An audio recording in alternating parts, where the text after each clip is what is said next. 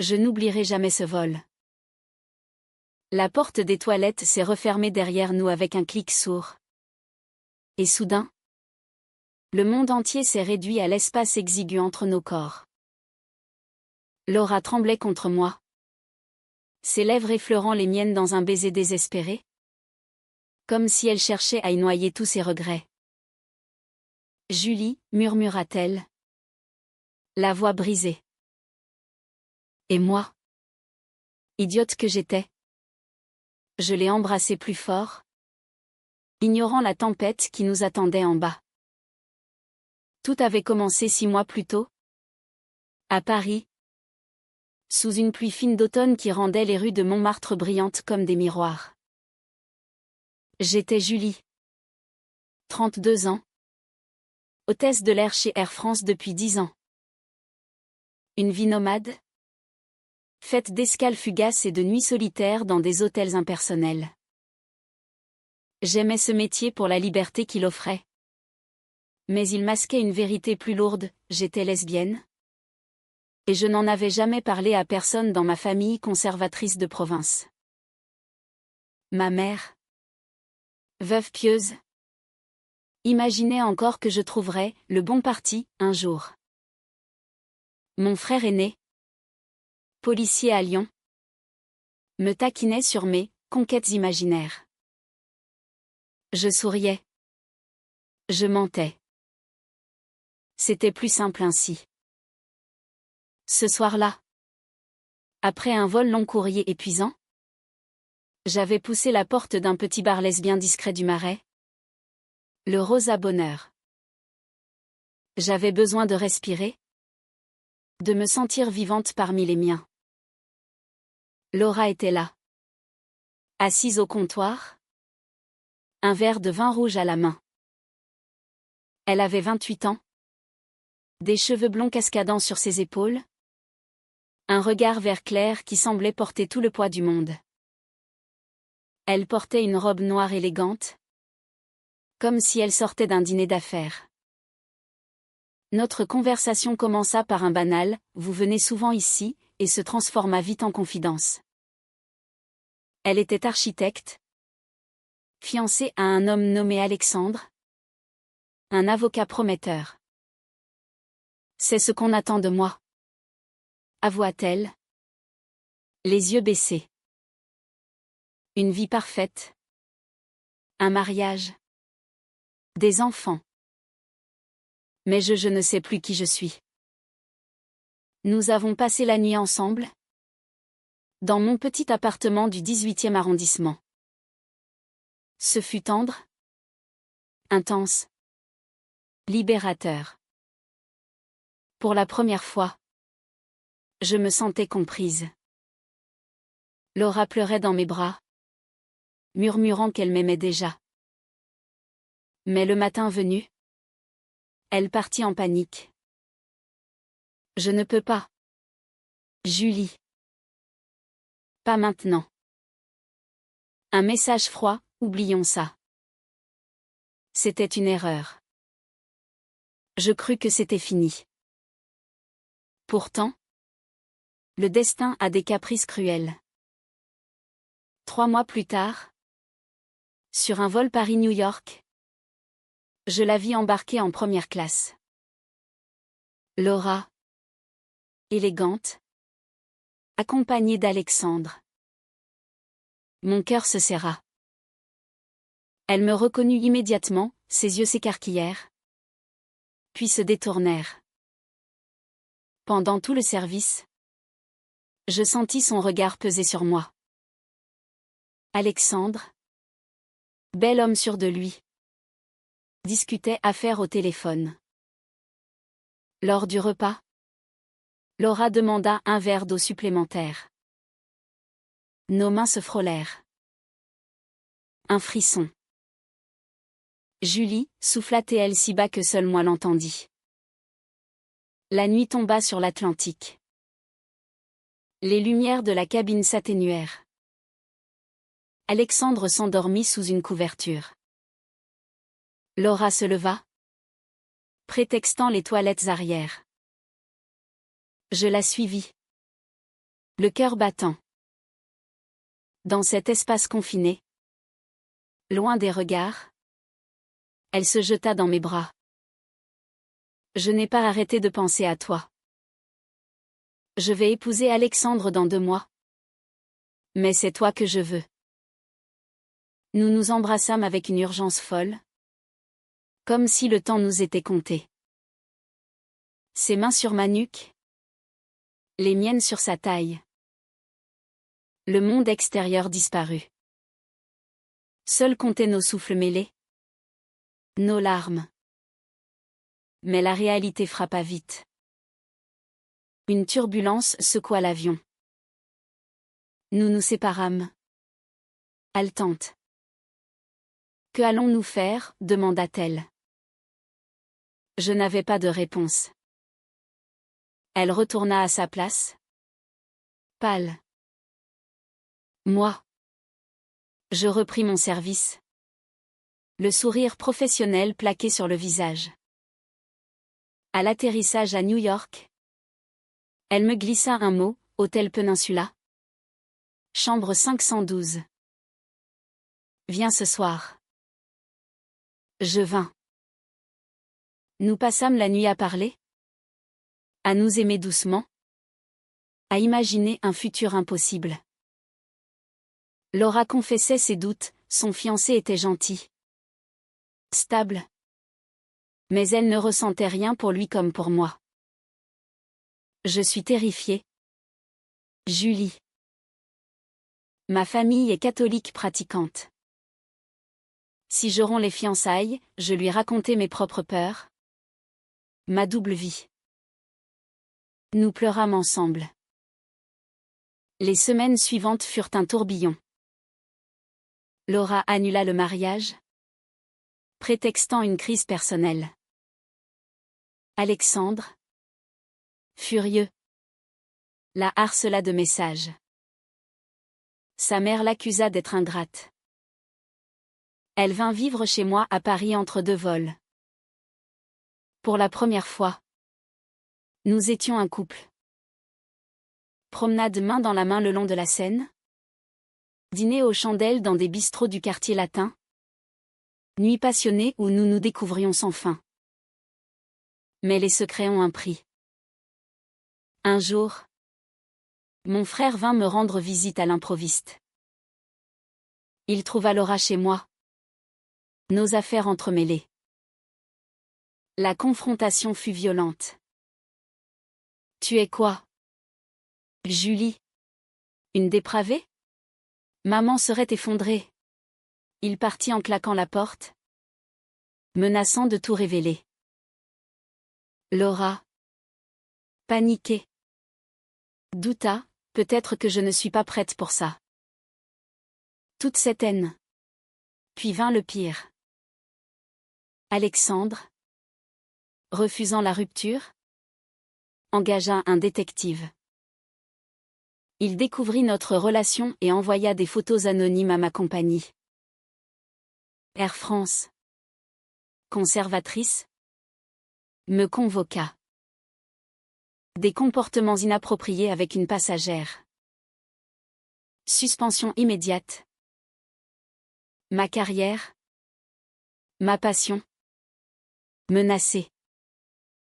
Laura, dévastée par la culpabilité, décida de partir. Je détruis ta vie. Julie. Je retourne chez mes parents. Je vais essayer d'oublier. Elle pleura dans mes bras une dernière fois.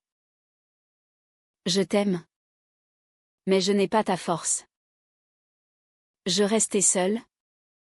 Brisée. Perdue dans Paris. Errant sous la pluie. Comme ce premier soir. Les nuits étaient interminables. Je repensais à ce baiser dans l'avion. Ce moment suspendu où tout semblait possible. Des mois passèrent. Je luttais pour garder mon poste, plaidant une erreur de jeunesse. On me réintégra, mais avec une mise à l'épreuve. Ma famille me renia temporairement. Un soir d'hiver, alors que je rentrais d'un vol, mon téléphone vibra. Un message inconnu, c'est moi. Je n'ai pas oublié. Je suis prête maintenant. Retrouve-moi au Rosa Bonheur. Laura. Je courus sous la neige fine. Elle était là. Plus belle que jamais. Les yeux rougis mais déterminés. J'ai tout dit à mes parents. Ils ont hurlé, pleuré. Mais ils commencent à accepter. Je n'ai plus peur. Julie. Je t'aime. Vraiment. Nous nous embrassâmes au milieu du bar. Sous les regards complices. Plus de secrets. Plus de mensonges. Aujourd'hui, nous vivons ensemble dans un appartement lumineux près du canal Saint-Martin. Je vole toujours. Elle dessine des bâtiments qui défient le ciel. Nos familles se reconstruisent lentement. L'amour, ce traître magnifique, nous a brisés pour mieux nous forger. Et parfois, dans un avion, quand les turbulences secouent la cabine, je souris en pensant à ce baiser volé. Il a changé nos vies à jamais. Les mois qui suivirent notre séparation forcée furent un enfer. Je volais mécaniquement, souriant aux passagers tandis que mon cœur saignait. Paris, sans Laura, semblait grise, même sous le soleil printanier. Je repensais sans cesse à nos moments volés, les escapades à Provence lors de mes escales, où nous nous cachions dans des masses perdues, les lettres passionnées qu'elle m'envoyait depuis son bureau d'architecte.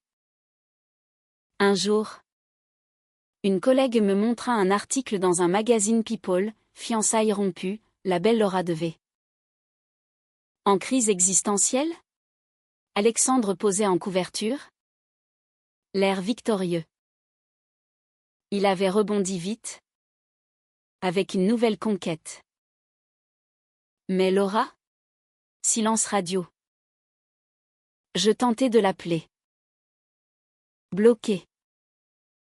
Messages ignorés. Elle avait fui. Comme elle l'avait annoncé. Ma suspension chez Air France dura 3 mois. Enquête interne. Entretien humiliant. Une relation avec une passagère? Inadmissible. Je niais l'aspect professionnel, mais avouai l'amour. On me gracia, mais avec un avertissement. Plus jamais de familiarité. Ma mère apprit tout par mon frère. Appel déchirant, ma fille. Comment as-tu pu? Dieu nous juge. Elle pleura des semaines.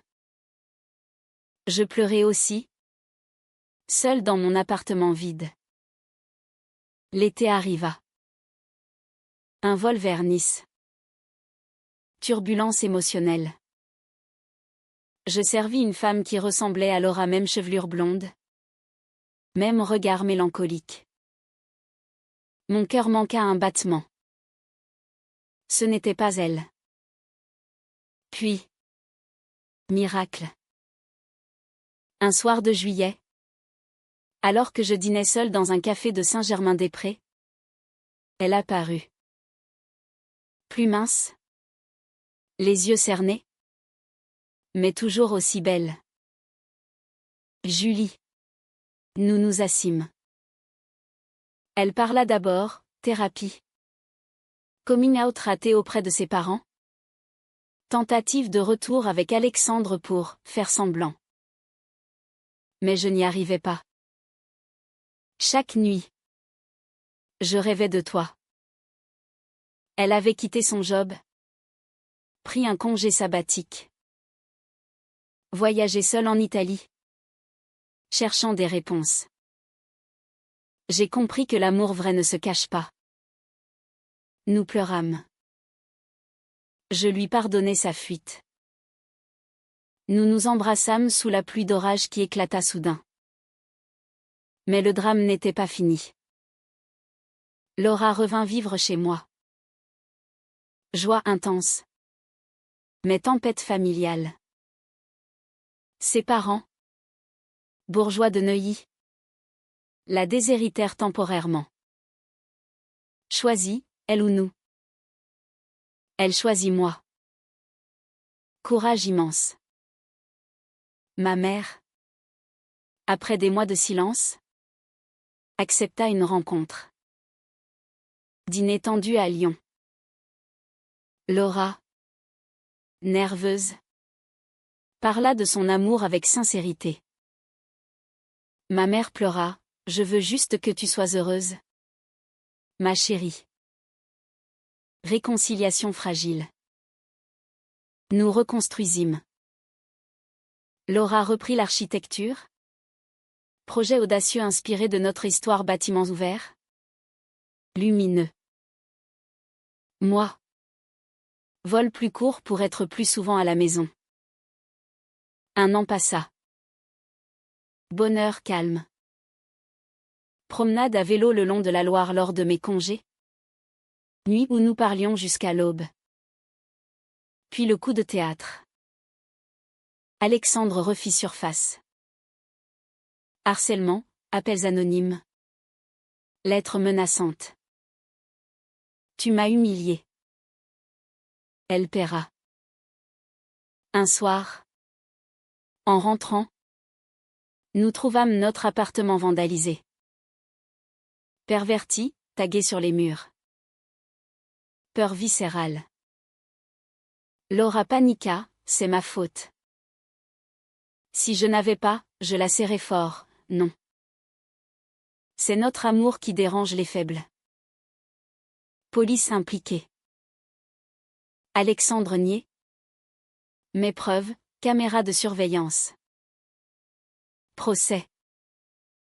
Médias s'emparèrent, scandale chez les élites, fiancées lesbiennes. Laura effondrée. Dépression. Elle douta à nouveau, peut-être que nous sommes maudites. Je tins bon. Thérapie couple. Soutien ami du Marais. Le procès fut un calvaire. Alexandre. Dos au mur. Avoua tout, jalousie maladive. Détective engagé dès le début. Condamnation, interdiction d'approche. Dommage. Victoire amère. Laura. Marquée. Décida de témoigner publiquement dans un magazine féminin. L'amour n'a pas de genre. J'ai choisi la vérité. Réaction mitigée, soutien massif communauté LGBT. Mais haine en ligne. Menace. Nous déménageâmes temporairement à Bordeaux. Chez une tante compréhensive. Là. Dans le calme des vignobles. Nous nous retrouvâmes. Promesses éternelles sous les étoiles. Laura dessina nos rêves, maison en Provence. Adoption peut-être. Retour à Paris. Famille réconciliée. Ma mère invita Laura à Noël. Moment émouvant, bienvenue dans la famille. Ma fille. Carrière, promotion pour moi. Chef de cabine. Laura. Exposition réussie bâtiments éco-responsables. Mais un dernier secret pesa. Laura découvrit une lettre ancienne, sa grand-mère, morte jeune, avait aimé une femme en secret pendant la guerre. Histoire cachée. Amour interdit sous l'occupation. Nous ne sommes pas les premières, dit-elle. Larmes aux yeux. Héritage de courage. 5 ans après ce vol fatidique, nous célébrâmes notre union. Pax intime au bord de la Seine. Amis proches. Famille présente. Laura. Radieuse en robe blanche fluide. Moi. Tailleur élégant. Vœux, dans les turbulences comme dans le calme. Je t'aime. Vie comblée. Voyage ensemble lors de mes escales, New York. Tokyo. Rome. Enfant. Discussion ouverte. Adoption en vue. Parfois. Dans un avion. Je repense à ce baiser clandestin. Il fut le début d'une vie authentique. Aujourd'hui. Sous le ciel de Paris. Nous marchons main dans la main. Plus de secrets. Seulement l'amour. Pur. Défiant. Et quand les nuages s'amoncellent, nous savons, ensemble, nous traversons tout.